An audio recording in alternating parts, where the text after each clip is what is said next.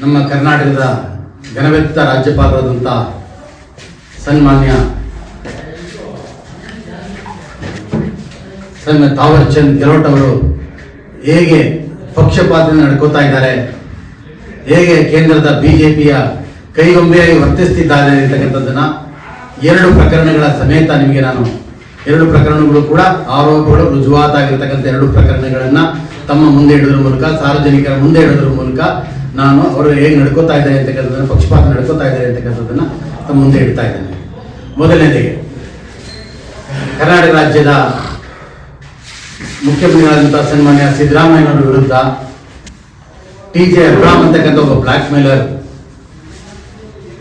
ಸುಳ್ಳು ಆರೋಪಗಳ ಒಂದು ದೂರನ್ನ ಘನವೆತ್ತ ರಾಜ್ಯಪಾಲರಿಗೆ ಸಲ್ಲಿಸಿ ಸನ್ಮಾನ್ಯ ಸಿದ್ದರಾಮಯ್ಯನವರ ಪ್ರಾಸಿಕ್ಯೂಷನ್ಗೆ ಅನುಮತಿ ಕೊಡಿ ಅಂತಕ್ಕಂಥದ್ದನ್ನು ಕೇಳ್ತಾನೆ. ಈ ದೂರಿನಲ್ಲಿ ಉರುಳಾಗಲಿ ಮೇಲ್ನೋಟಕ್ಕೆ ಸಾಬೀತುಪಡಿಸಬಹುದಾದಂಥ ಆರೋಪಗಳಾಗಲಿ ಇಲ್ಲ.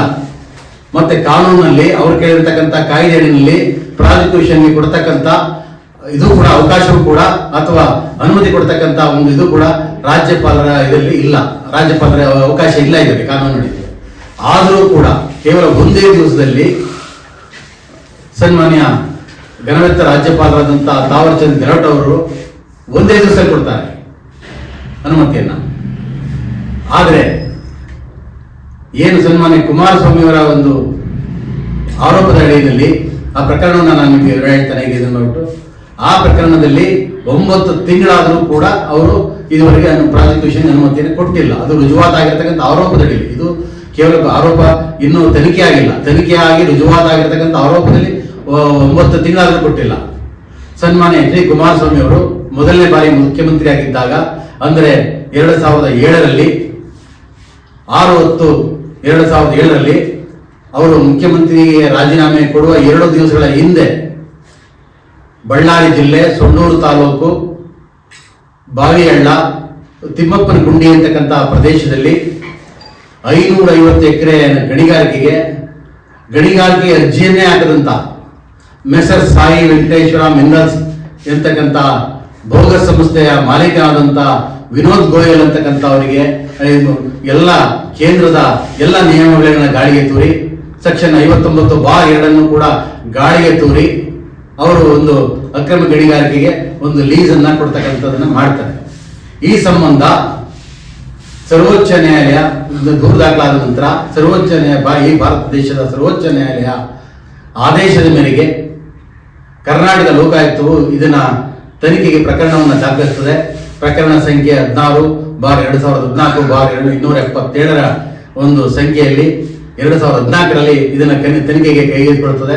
2023ರವರೆಗೆ ತನಿಖೆ ನಡೀತದೆ. 2020 ತನಿಖೆಯಲ್ಲಿ ಆರೋಪಗಳು ಸಾಬೀತಾದ ಹಿನ್ನೆಲೆಯಲ್ಲಿ, ಅಕ್ರಮಗಳು ಸಾಬೀತಾದ ಹಿನ್ನೆಲೆಯಲ್ಲಿ ಇದು ಕೊಟ್ಟಿರ್ತಕ್ಕಂಥ ಲೀಸ್ ಇದು ಅಕ್ರಮ ಅಂತಕ್ಕಂಥ ಒಂದು ತೀರ್ಮಾನಕ್ಕೆ ಬಂದು ಅದು ಸಾಬೀತಾಗಿರ್ತಕ್ಕಂಥ ಹಿನ್ನೆಲೆಯಲ್ಲಿ ಅವರು ಸನ್ಮಾನ್ಯ ರಾಜ್ಯಪಾಲರಿಗೆ, ಘನವೆತ್ತ ರಾಜ್ಯಪಾಲರಿಗೆ ಅವರು ಒಂದು ಮನವಿಯನ್ನು ಸಲ್ಲಿಸ್ತಾರೆ.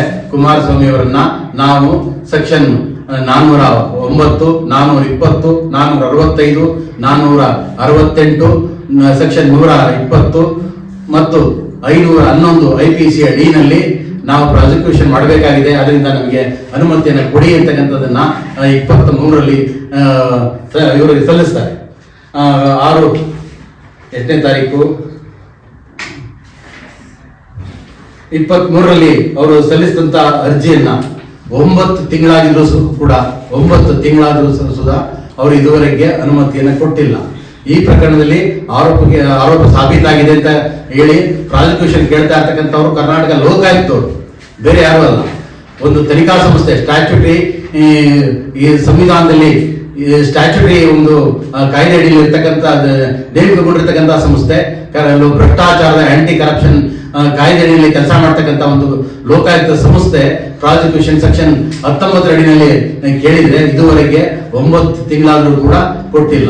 ಈ ಪ್ರಕರಣ ಏನ್ ತೋರಿಸ್ತದೆ ಅಂತ ಹೇಳಿದ್ರೆ ರಾಜ್ಯಪಾಲರು ಎಷ್ಟರ ಮಟ್ಟಿಗೆ ಪಕ್ಷಪಾತದಿಂದ ನಡ್ಕೊಳ್ತಾ ಇದ್ದಾರೆ, ಎಷ್ಟರ ಮಟ್ಟಿಗೆ ಅವರು ಬೇಕಾದವ್ರನ್ನ ರಕ್ಷಣೆ ಮಾಡ್ತಾರೆ.